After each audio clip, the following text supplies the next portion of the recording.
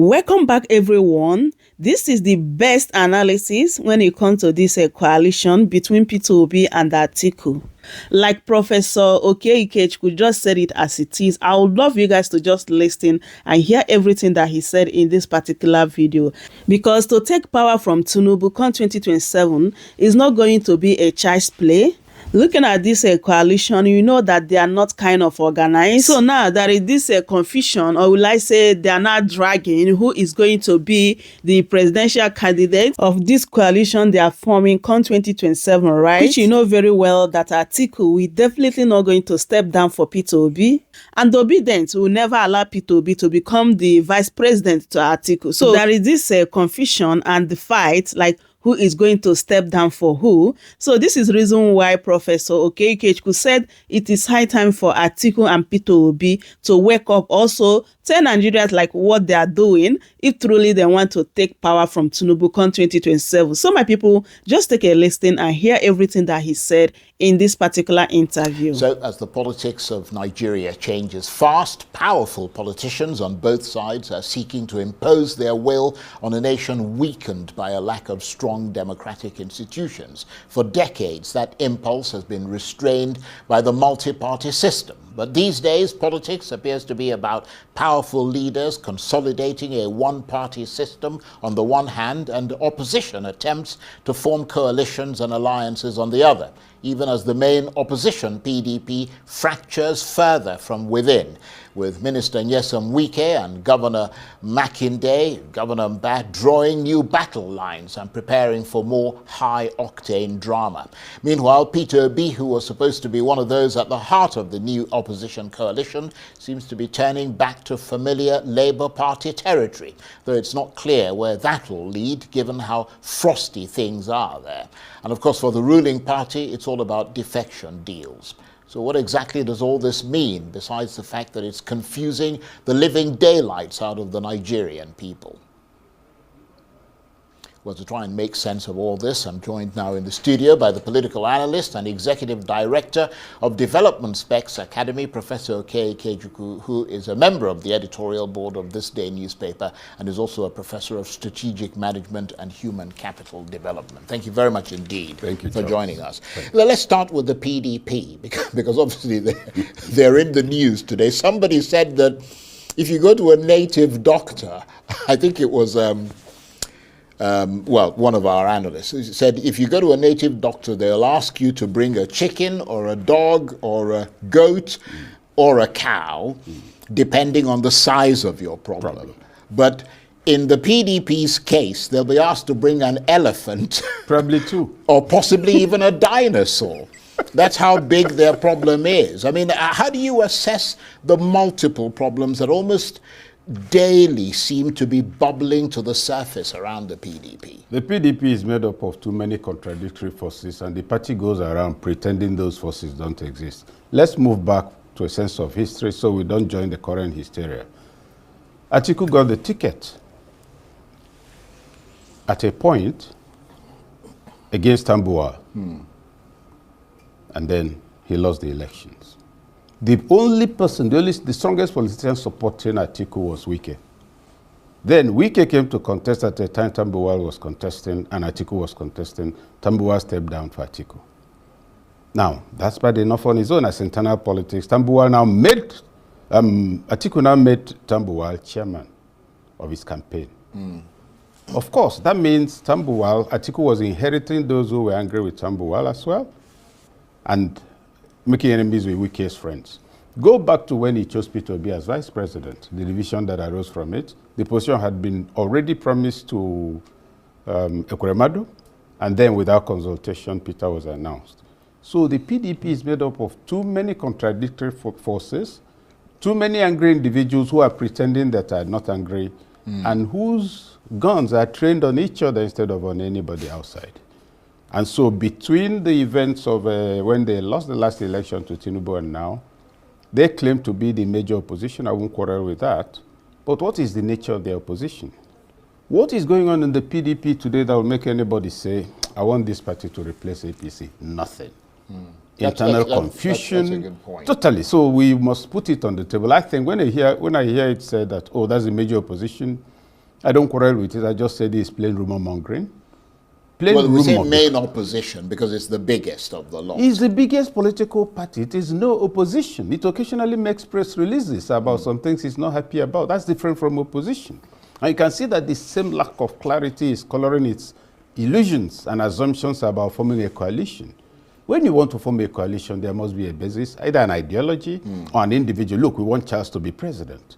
But when all of us want to be president and we are saying we want to form a coalition, That's a bit problematic. not only problem, it's self-delusion. Well, I'm going to come to that in a minute. But why do you think that in the face of everything that's happened with Nyesom Wike, for example, in the eyes of many, clearly working against the PDP, and in this climate of defections from the PDP to the APC, Mr. Wike remains in the PDP, and perhaps more startling, the PDP allows him to remain, and for all intents and purposes, you know, continues to undermine itself? The answer is simple. I ask myself, if Wike was a member of Awolowo's action group or a member of Aminu Kanu's PRP, he would have been thrown out within 30 minutes.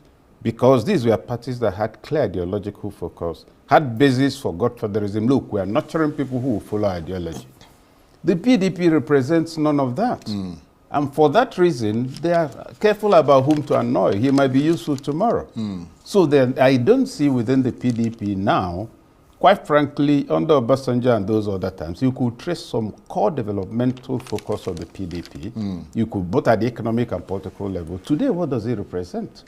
It wants to take power. I can understand that. A lot of people want to take power. Had they told us what they want to do with it, we've heard, oh, you know, there's hunger, there's poverty. That is not an ideology. That is not a way of managing hunger. We are coming together to push out the APC. We don't like what they are doing. Can you tell us what you're going to do differently in clear and detailed terms? It's not there. So the PDP is a party that needs to be formed again. Right now, it has a lot of people who think they're the owners of the party. If you look at the age bracket of the dominant forces, they are way older than some of us, and we are not particularly young people. Who are the new people they are bringing in? What are their conversations? You're talking about the masses, and I take as a classical case the press conference they gave when the state of emergency was declared. All of them, all the political coalition leaders, came out and invited Nigerians to resist the coalition. Fantastic idea. Question number one. Their leaders of political parties, what was the action of their elected members in the National Assembly? Is it Nigerians who can't feed? When you say Nigerians, you resist it. In what form? So you see that mental fog, that lack of ability to understand how to access state power and use it, that you reach the people, not the media. The media becomes an adjunct to what you're doing with the people. And that's also, I think, but I'm sure we'll come to that. That's part of the problem of the obedient movement too. In this mistaken assumption, okay, your previous guest spoke of, you know, Peter Obi going to see Almajiris. Fantastic. You go to a school, you donate 5 million. That's support for education. You appear in the newspaper, that's a news item. It's not a movement. How many obedient people in that area did you mobilize? If you're to hold the election, do you have in that place people who man your polling booth? The answer is no. So obedient is not mobilizing. Somebody needs to let them know there are no elections on no polling booths on the internet. Strong movement around a powerful politician who has demonstrated true capacity to lead. But delusional excitement and talking about what is good for Nigeria cannot give you the ground. That's a good point. But they would argue that that's part of the reason why the opposition is trying to coalesce into something. They're coming together, doing stuff that's aimed at sort of resetting their relationships with the various parties, groups, and with political sort of titans such as Atiku Abubakar and Peter Obi. What's the big centerpiece of that in your assessment? I see no centerpiece at all. They are trying to see if they can gather several platforms and individuals and get more votes than the government. Besides those votes, I don't see what's the center. Do you suppose that you have Peter as president, some of the candidates of the other parties with their own reputation and personal history and source of wealth, do you think they will live peacefully with Peter Obi? The answer is no. Do you think many of the Southeast politicians will be excited to have Peter as president, knowing how he governed Anambra State, knowing how he made sure no money got lost, knowing how he handed over the schools, complete with funds? Okay, Catholics, this is the number of your school, this is the amount per school, 6 billion. These other people see 0.4. You think they are going to sit and make that happen? So let's disaggregate the confusion and place a few things on the table. You have parties that are not in power who would like to get into power. They will need the votes to displace the APC. But in doing that, you're going to bring people of like convictions. They don't have that. They don't share that. Most of them are aspirants. Secondly, there must be a central belief that, look, this is what we're going to do when we get into power. You're not going to get that. You also have in that coalition people who had betrayed each other before and who, from all the indications, have not changed at all. That's another element. And you're going to now talk about funding. Once you talk about coalition, the first thing that happens is that everybody watches his resources or her resources. So I've said it before and I'll say it again. It is possible there's something I don't know that's going to lead to a wonderful coalition. But if you're talking about access to state power, most of those in the coalition are too comfortable, have groomed themselves in the last 25 years on political conspiracy, which can only work within enclosures. A coalition like the type the APC did, they worked for it. The ACN and the CPC did. They worked for it. They went around. They were on the ground. They were not busy moralizing. The moralizing element was to stigmatize the PDP as bad in order to take power from it. Now, that level of sophistication and strategizing is not happening. Right. But obviously, things can move in a slightly different direction. I mean, history doesn't always repeat itself exactly because there are too many variables that make it sort of different. But do you think, if you're looking at what happened in 2023, for example, with Atiku and Obi collectively getting almost double the votes that Tinubu got, do you think Atiku and Obi, as they try to forge some kind of alliance, I mean, I don't know the extent of it, or coalition or whatever, have what it takes to bring this country together from north and south in 2027?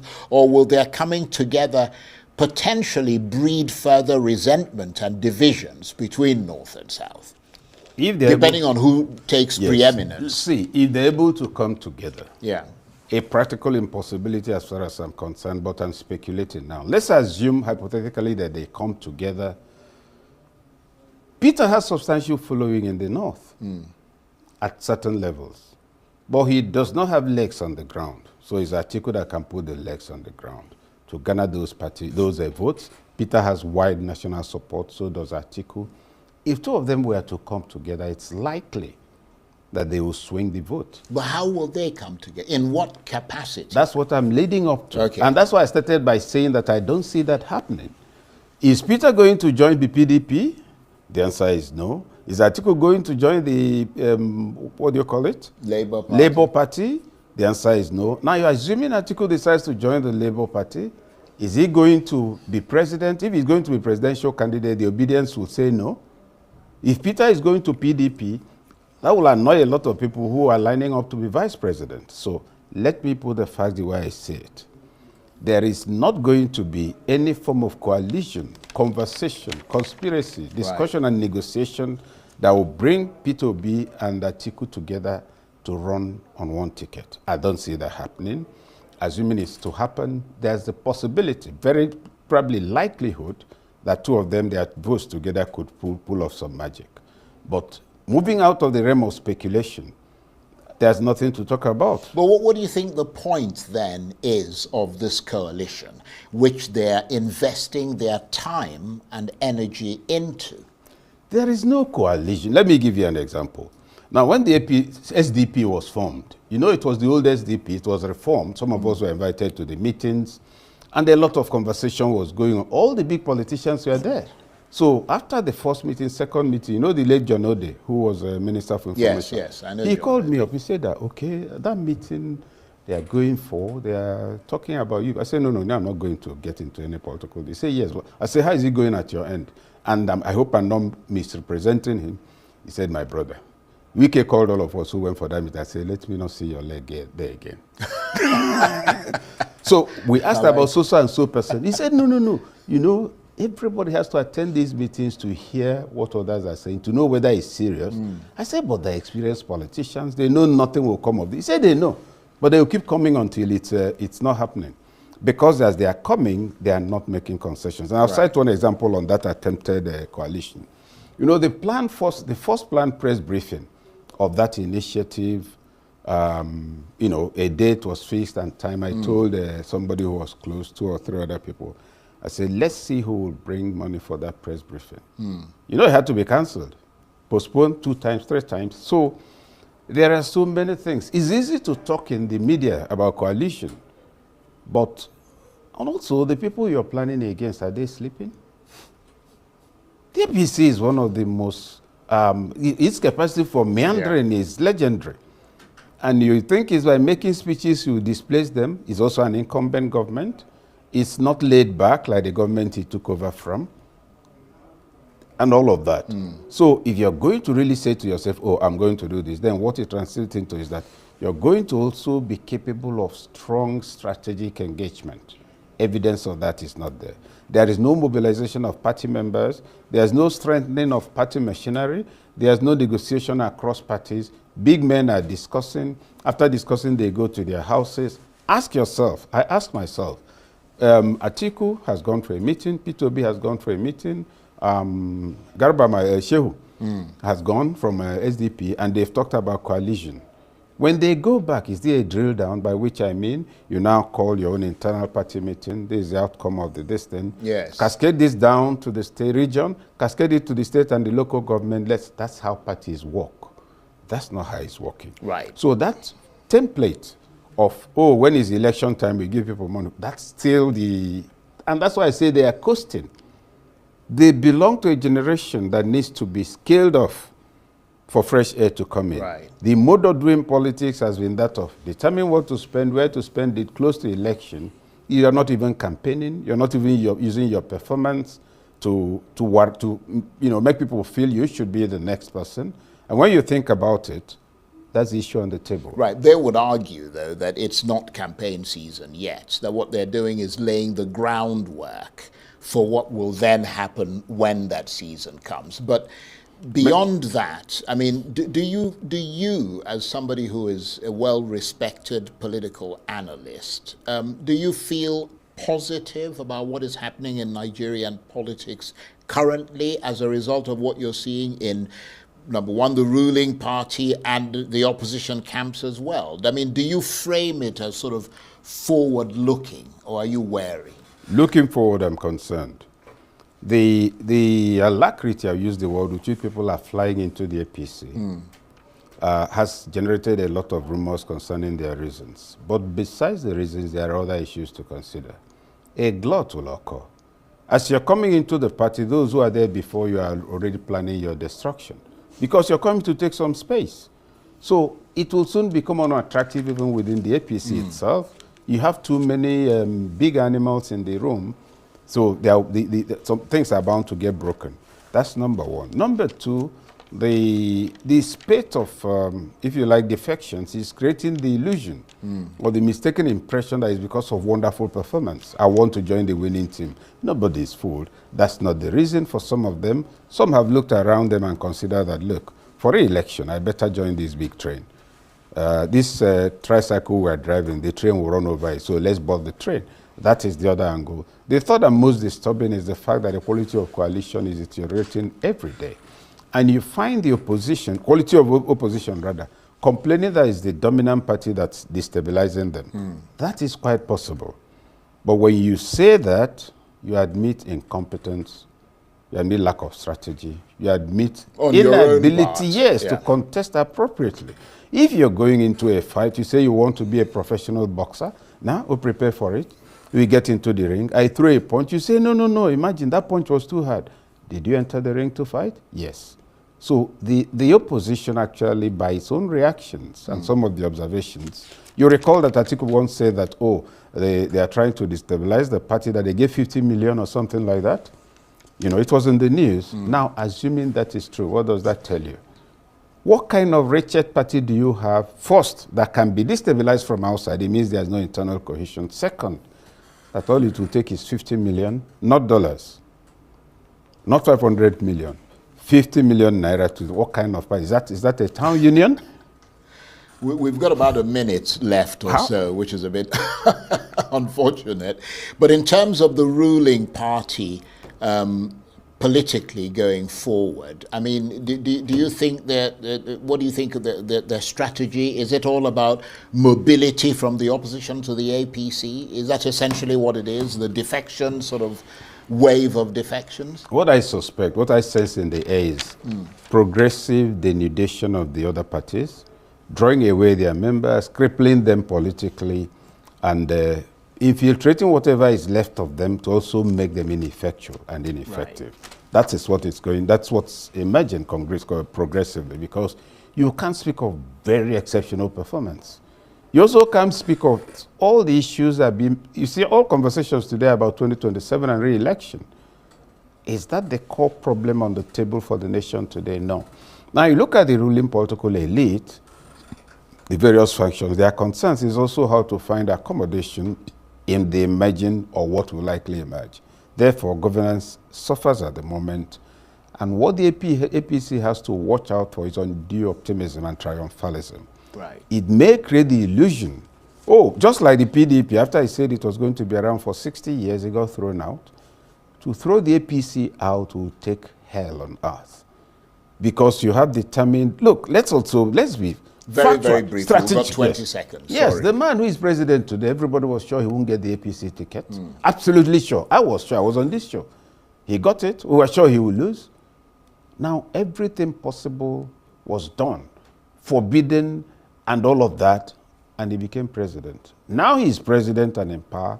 You think he will sit down, eating amala, and watch himself thrown out if he could do all he did to come in? So the opposition has to stop playing games, really. They need to wake up and become strategic or pass away.